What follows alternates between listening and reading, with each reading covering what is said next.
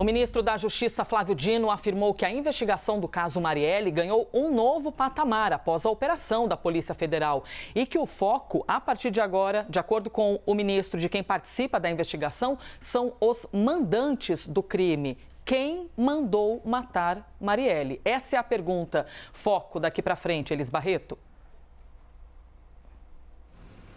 Exatamente, Elisa. Bom dia a você, bom dia a todos que nos acompanham. E essa fala do ministro Flávio Dino ganha força com a delação de Elcio Queiroz, porque Elcio deu o nome da pessoa que seria o elo entre Rony Lessa e o mandante, então, do assassinato de Marielle Franco. Essa pessoa seria Edmilson Oliveira da Silva, que também é conhecido como Macalé. Segundo Elcio Queiroz, foi Macalé, que é ex-sargento da Polícia Militar, foi quem apresentou o mandante da morte de Marielle a Rony Lessa. Elcio também disse que Macalé estava presente em todas as vigilâncias que foram feitas antes do assassinato de Marielle. O grupo, então, ia acompanhando a rotina da vereadora até chegar no dia 14 de março e cometer, então, o crime. O nome de Macalé, Elisa, ele é citado 10 vezes na delação de Elcio Queiroz. Já no inquérito da Polícia Federal, que a CNN também teve acesso, o nome de Macalé é citado 23 vezes. Então, segundo a PF, Edmilson é um novo personagem descoberto pelas investigações.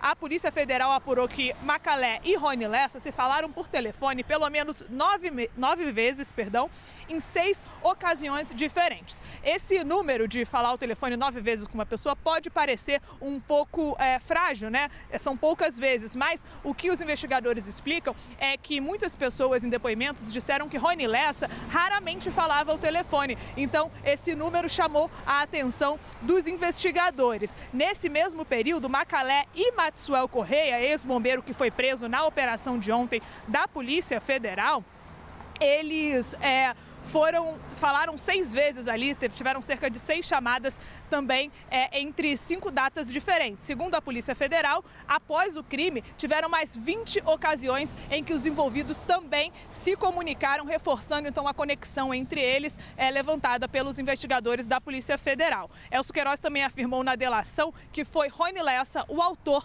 dos disparos que mataram Marielle Franco e Anderson Gomes. Elcio também disse que só Marielle era o alvo. Elisa, eles descobriram depois que o motorista também morreu no ataque. Segundo a investigação, então, Rony Lessa deu ali uma história de tudo que aconteceu no dia 14 de março. Então, eles saíram da Barra da Tijuca, que fica na zona oeste do Rio de Janeiro. Elcio Queiroz dirigia o carro. Quando eles fizeram, então, uma vigília ali em frente ao local onde Marielle estava, na Lapa, eles esperaram Marielle sair do evento. Rony Lessa, então, vai para o banco de trás do carro, prepara todo o armamento, eles cometem o crime, em seguida fogem para o Meier, que fica na zona norte do Rio de Janeiro, vão para a casa do irmão de Rony Lessa, deixam o armamento e o carro lá, então pegam um táxi de volta para a Barra da Tijuca, na zona oeste do Rio de Janeiro. Elisa, então agora a gente tem até tudo o que aconteceu nesse fatídico dia 14 de março de 2018 e, claro, a gente vai seguir aqui acompanhando as investigações do trabalho da Polícia Federal, do Ministério da Justiça, sobre esse caso que já está aí há mais de 5 anos sem solução. Não sabemos quem mandou matar Marielle Franco. É com você, Elisa. Obrigada, Elis Barreto, conversando com a gente ao vivo da capital federal. Vamos de Gustavo Uribe, então, para a gente expandir ainda mais o nosso olhar. E Uribe, aliás, bom dia, bem-vindo, boa terça-feira para todos nós. O que chama a atenção é que a gente estava mostrando ali na tarde, inclusive, agora a próxima etapa é descobrir quem mandou matar Marielle, né? Traduzindo, é isso. Só que a ideia que a gente tem é que desde o dia 1 de investigação, esse já era o foco. Ou seja, 5 anos depois, Uribe, a gente vê um mais do mesmo, mostrando que ainda, né, algumas respostas não foram encontradas e com a chegada da PF, eles vão tentar trazer mais molho para esse feijão, mas de uma investigação que já existe há 5 anos.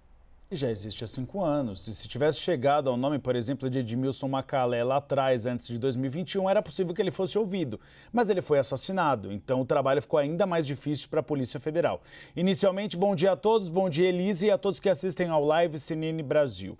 Agora, o que a Polícia Federal conseguiu com a delação de Elcio Queiroz é fazer um diagnóstico do pós e do imediatamente pré-crime. Pós, como foi o processo de desmanche do carro do crime, como foi a tentativa de desaparecer com as armas. Foram levadas, por exemplo, para o apartamento do irmão de Rony Lessa. Depois, o ex-bombeiro do Rio de Janeiro, Maxwell Simões, tentou fazê-las desaparecer no mar do Rio de Janeiro. E o pré. Como foram as conversas de Edmilson Macalé com Rony Lessa pelo telefone, foram muitas. Como Rony Lessa entrou no sistema de CPFs e endereços que existe na internet para localizar a casa de Marielle, para tentar localizar o paradeiro de Marielle e também o projeto e o trabalho de Maxwell Simões, que também participou da campana. A questão é saber o pré, como foi a ligação, no caso, de Macalé com Rony Lessa e quem encomendou o serviço para Macalé. Esse é o segredo, porque foi justamente ele um mediador da contratação do matador de aluguel, que é Rony Lessa. Tivemos Queiroz prestando depoimento e é importante a gente salientar, viu, Elisa? Esse depoimento foi prestado depois que recursos que eram pagos para a família de Queiroz por Rony Lessa, eles acabaram sendo desencaminhados. E aí fez com que ele fechasse a delação premiada.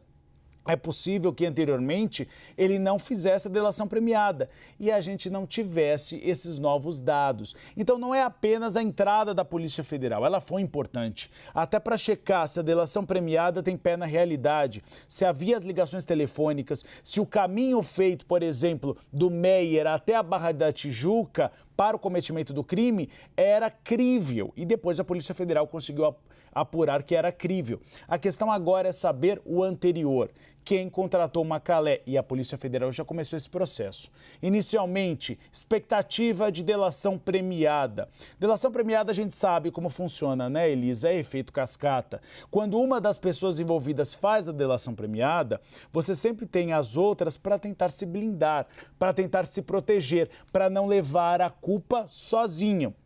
E há algumas sinalizações que foram dadas a agentes da Polícia Federal de que testemunhas deste caso ou envolvidos no crime estão dispostos a falar com a Polícia Federal. Segundo passo, quebra de sigilo bancário e telefônico, e é nisso que a Polícia Federal trabalha, para saber o follow the money, de onde saiu o dinheiro que pagou Rony Lessa, de onde saiu a ligação que fez com que Macalé acabasse entrando em contato com Rony Lessa. Então agora o processo fica mais difícil porque a testemunha-chave foi assassinada, mas a Polícia Federal tem mecanismos para conseguir descobrir o mandante. Isso permanece uma família, não uma, né? Mais de uma, a de Anderson Gomes, a também de a família de Marielle. Nessa angústia de 5 anos depois, você ainda não descobriu quem mandou matar minha filha, quem mandou matar minha sobrinha, minha neta, enfim. A gente está falando de um ser humano, né? 2 seres humanos que passaram por esse crime. Uribe, obrigada por enquanto.